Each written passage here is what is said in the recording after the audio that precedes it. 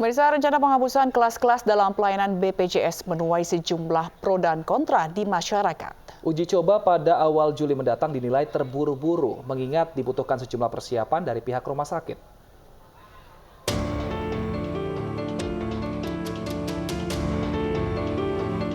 Pemirsa, BPJS Kesehatan berencana untuk menghapus sistem klasifikasi dari rawat inap peserta BPJS. Nantinya kelas 1, 2, dan 3 akan dilebur menjadi satu menjadi kelas rawat inap dari 5% gaji peserta. Seperti apa kebijakan tersebut berlangsung dan bagaimana penyesuaian yang dilakukan oleh rumah sakit? Ikuti penelusuran saya.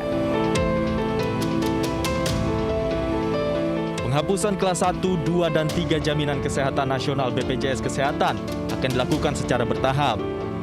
Artinya mulai tahun depan hanya akan beberapa fasilitas kesehatan yang menerapkan kelas standar. Kebijakan ini sejalan dengan rencana pemerintah untuk mengubah kelas JKN BPJS Kesehatan menjadi satu atau tunggal. Ini bertujuan untuk memberikan layanan kesehatan yang sama bagi seluruh peserta. Namun kebijakan ini tengah menjadi perbincangan hangat karena dikhawatirkan iuran akan naik sementara pelayanan yang diterima disamaratakan. Kita akan berbincang langsung dengan Bapak Arief Budiman, EPS Kepala Humas BPJS Kesehatan yang saat ini sudah bergabung bersama kami melalui Zoom. Pak Arief, terkait dengan rencana BPJS Kesehatan nih untuk menerapkan kelas rawat inap standar yang akan mulai dicoba pada 1 Juli mendatang. Sebenarnya seperti apa dasar penghapusan sistem kelas 1, 2, dan 3 dan kebijakan baru ini seperti apa?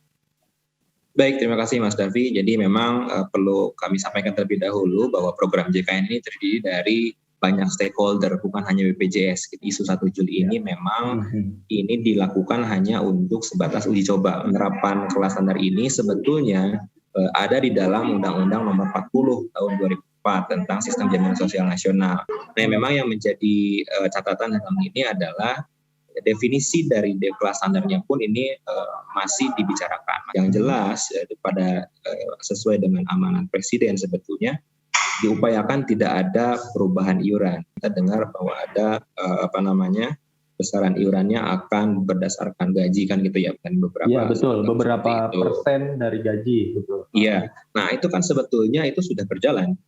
Hanya untuk segmen mana? Untuk sektor PPU atau pekerja penerima upah atau pekerja formal yang mendapatkan upah secara rutin setiap bulan, ini memang dari dulu memang sudah berdasarkan persentase dari penghasilan atau gaji gitu sebesar 5% dengan batas atas 12 juta gitu, batas bawahnya UMK gitu. Bagaimana yang sudah tidak memiliki penghasilan atau belum memiliki penghasilan? Ya tentunya ini masuk ke dalam segmen PPPU tadi, pekerja bukan penerima upah atau peserta mandiri. Dan bagaimana iurannya? Iurannya dengan sistem nominal. Kebijakan penghapusan kelas ini mengundang polemik dari sejumlah pihak. Salah satunya adalah rumah sakit swasta.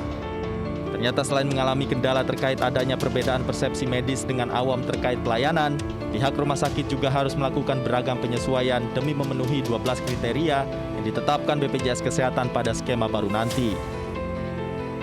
Pemirsa, saat ini saya sudah bersama dengan Bapak Alvin, Direktur Bisnis and Development Rumah Sakit Zahira. Kita akan berbincang terkait rencana kebijakan BPJS Kesehatan untuk menghapus sistem kelas 1, 2, dan 3 dan menyamaratakannya dengan sistem KRIS, Kamar Rawat Inap Standar. Terkait dengan rencana BPJS Kesehatan untuk menghapuskan sistem kelas 1, 2, dan 3, tanggapan Anda dulu seperti apa? Kita semuanya masih menanti nih dari Permenkes yang akan turun. Nanti itu seperti apa, berikut sama aplikasinya itu di rumah sakit umum pemerintah yang rencananya akan dimulai sekitar tanggal 1 Juli. Tapi pada prinsipnya rumah sakit Zahira itu kita udah siap banget dengan apapun itu nanti ketetapan Permenkesnya. Apalagi rumah sakit Zahira kalau tidak salah menerima 80% pasiennya adalah peserta BPJS. Iya. Oke, nah tentunya ada penyesuaian seperti yang tadi Anda katakan tadi. Nah, kira-kira kalau memang rencana ini akan diterapkan nanti 1 Juli, apakah akan cukup waktunya untuk menyesuaikan yang tadi Anda bilang? Ya. Sebenarnya persiapan menuju ini kan isu ini kan sudah beberapa waktu sebelumnya. Jadi kita udah banyak menuju persiapan ke sana. Apabila dengan kebijakan yang terbaru ini, otomatis kan yang terbiasa kita dengan kelas 1, kelas 2, kelas 3, yang kelas 1 misalnya contohnya 2 tempat tidur, kelas 2 itu 3 tempat tidur, ini 4 tempat tidur. Nah, kalau kita mengurangi jumlah tempat tidur, otomatis jumlah bed itu berkurang. Banget, kayak gitu. Nah, salah satu solusinya pasti ada pembongkaran fisik supaya bisa menyesuaikan dengan kamar standar BPJS. Rencana perubahan skema klasifikasi BPJS Kesehatan menjadi kelas standar memantik beragam respons. Mayoritas masyarakat menuntut perbaikan pelayanan dan fasilitas serta penghapusan diskriminasi yang masih kerap dirasakan.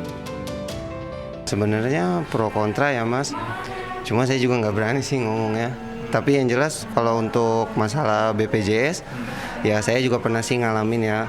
Waktu itu almarhum dari bapak saya itu ada di salah satu rumah sakit, itu kan lagi keadaan lumayan kritis, dibawa ke IGD. Setelah dibawa IGD, pada posisi kamar tuh bednya 01. Nah ternyata bukannya ditanganin dulu, tapi malah dilempar ke rumah sakit lain kayak gitu. Ya akhirnya dari situ saya nunggu dulu sambil nunggu ada taksi online mau pindah rumah sakit, tapi malah ada orang yang dengan ya maaf ya, maksudnya bukan BPJS tapi asuransi itu malah iya dapat kamar. Setuju aja sih. Setuju kenapa? Setuju, cuma pelayanannya aja diperbaiki. Ya. Selama ini pelayanannya gimana? Kurang sih, terlalu penuh. Mungkin loketnya diperbanyak. Sementara itu BPJS Watch menilai skema baru BPJS Kesehatan sebaiknya ditunda, mengingat masih banyak hal yang perlu dipersiapkan dalam implementasi KRIS, termasuk terkait besaran tarif iuran yang dibayarkan peserta BPJS Kesehatan dan sosialisasi kepada masyarakat. Ya, jadi memang tentunya nanti kan mengenai iuran harus dikeluarkan Perpres. Terkait spesifikasi juga, dan kemudian tentang nanti ada kaitannya dengan inasi bijis. Inasi bijis kan biaya paket yang dibayarkan ke rumah sakit. Ya. Itu juga nanti akan keluar Permenkesnya, Peraturan Menteri Kesehatan. Nah, itu semua kan belum selesai. Artinya menurut saya hal-hal seperti itu sebaiknya diinformasikan kepada publik. Nah, kalau sekarang Juli akan diterapkan, menurut saya terlalu cepat dan akan diberlakukan di 2023. Kalau menurut saya lebih baik dikaji lebih dalam, diajak masyarakat memberikan masukan dan diterapkan, mungkin ditunda. Tenggat waktu pelaksanaan pada 1 Januari 2023 dinilai terlalu sempit untuk menyiapkan implementasi KRIS. BPJS Kesehatan juga harus menyempurnakan aturan teknis untuk meminimalisir dampak yang akan dirasakan masyarakat akibat kebijakan ini.